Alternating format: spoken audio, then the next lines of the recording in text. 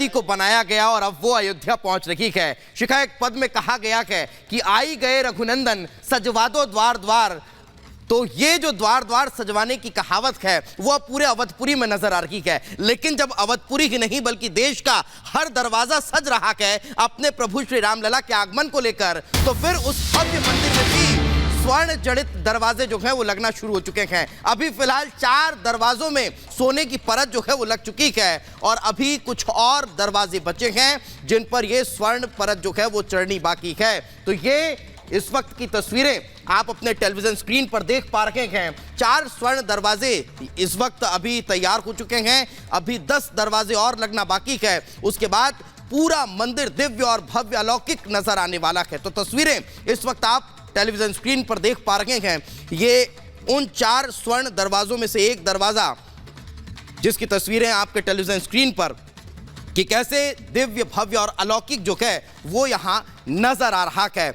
और यही कारण है कि पूरा वातावरण जो है वो राममय नजर आ रहा है। एक तरफ अगरबत्ती पहुंच रही है, विशेष पकवान और मिष्ठान पहुंच रखे हैं, धन धान्य पहुंच रहा है। तो ऊपर से जो मंदिर को सुंदरता में संजोने के लिए तमाम तरह की धातुओं का इस्तेमाल भी हो रहा है।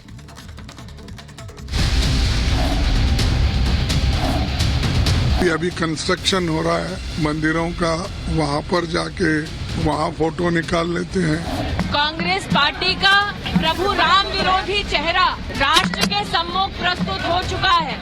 ये लोग सीजनल हिंदू हैं। तो एक सनातनी होने के नाते, एक हिंदू होने के नाते मेरी जिम्मेदारी है कि मैं उस दिन वहां पर उपस्थित रहूंगा। इसी बहिष्कार के चलते हुए जनता भी क्रमशः उनको सत्ता से बहिष्कृत करती चली जा रही है। इधर लगातार राजनीति चल रही है। प्राण प्रतिष्ठा को लेकर कांग्रेस ने अपना स्टैंड साफ कर दिया। अध्यक्ष मल्लिकार्जुन खड़गे और सोनिया गांधी ने राम मंदिर प्राण प्रतिष्ठा में शामिल होने से इनकार कर दिया है। हालांकि उनके स्टैंड से कांग्रेस में ही 2 फाड़ हो गए हैं। कांग्रेस की क्या रणनीति है इस खास रिपोर्ट में आपको दिखाते हैं।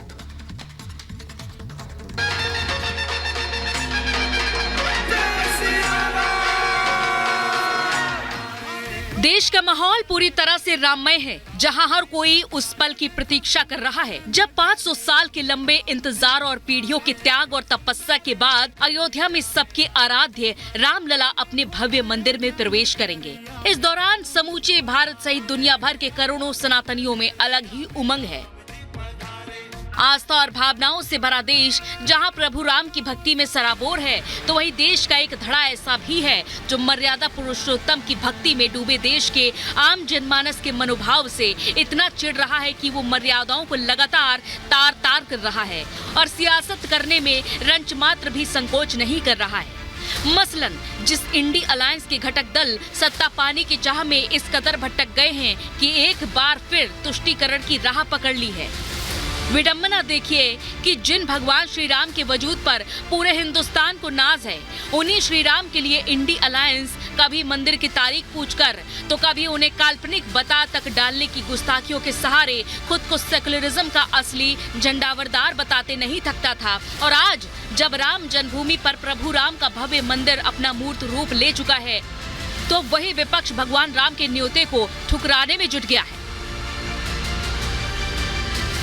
इसी फहरिस्त में नया नाम कांग्रेस का जुड़ गया, जिसके 3 शीर्ष नेता सोनिया गांधी, मल्लिकार्जुन खड़गे और अधीर रंजन चौधरी ने 22 जनवरी को प्राण प्रतिष्ठा में जाने से साफ इनकार कर दिया है। जिसके बाद से न सिर्फ एक बार फिर कांग्रेस हिंदू विरोधी पार्टी के आरोपों से घिर गई है, बल्कि सनातन को सम्मान न देने के मुद्दे पर उसके भीतर ही 2 फाड़ हो गए।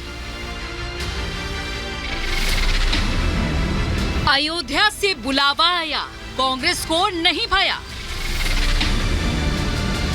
तुष्टीकरण से प्यार, न्योता अस्वीकार। सनातन का असम्मान, कांग्रेस में 2 फाड़। अयोध्या में भगवान राम के मंदिर के उद्घाटन का न्योता ठुकराने के बाद कांग्रेस एक बार फिर निशाने पर है। तो चुनावी साल में पार्टी आलाकमान के इस कदम से पार्टी को 2 धड़ों में बंटते देखा गया, जहां एक धड़ा अयोध्या से दूरी बनाने के शाही आदेश के साथ है, तो दूसरा धड़ा 2024 के महासंग्राम से पहले पार्टी के रुख पर खुलकर विरोध में उतर आया है। या यूं कहें कि पार्टी की तरफ से सनातन के असम्मान से इतना भयभीत है कि कहीं चुनावी मौसम में अपमान के आक्रोश में आटे के साथ घुन की तरह ना पिस जाए। अयोध्या से आए न्योते को ठुकराने पर कांग्रेस को अब अपने ही नेताओं का विरोध देखने को मिल रहा है, जो खुलकर अपनी आवाज बुलंद कर रहे हैं, जिसमें आचार्य प्रमोद कृष्णम का नाम सबसे आगे है, जहां उन्होंने न सिर्फ पार्टी के फैसले को गलत बताया बल्कि दुख भी जताया। और इस फैसले से करोड़ों कांग्रेस के कार्यकर्ताओं का दिल टूटा है। उन कार्यकर्ताओं का, उन नेताओं का जिनकी आस्था भगवान राम में है, भगवान श्री राम के मंदिर में के निमंत्रण को स्वीकार ना करना, ये बहुत दुखद है, ये बहुत पीड़ादायक है, ये बहुत कष्टदायक है। इसके अलावा गुजरात के कांग्रेस के वरिष्ठ नेता अर्जुन मोढवाडिया ने भी अपनी पार्टी के फैसले पर असंतोष जताया। उन्होंने ट्वीट कर कहा कि भगवान श्री राम आराध्य देव हैं, ये देशवासियों की आस्था और विश्वास का विषय है। कांग्रेस को ऐसे राजनीतिक निर्णय लेने से दूर रहना चाहिए था। तो वहीं प्राण प्रतिष्ठा का न्योता ठुकराने को लेकर बीजेपी ने भी कांग्रेस पर जोरदार हमला बोला है। कांग्रेस पार्टी का प्रभु राम विरोधी चेहरा राष्ट्र के सम्मुख प्रस्तुत हो चुका है।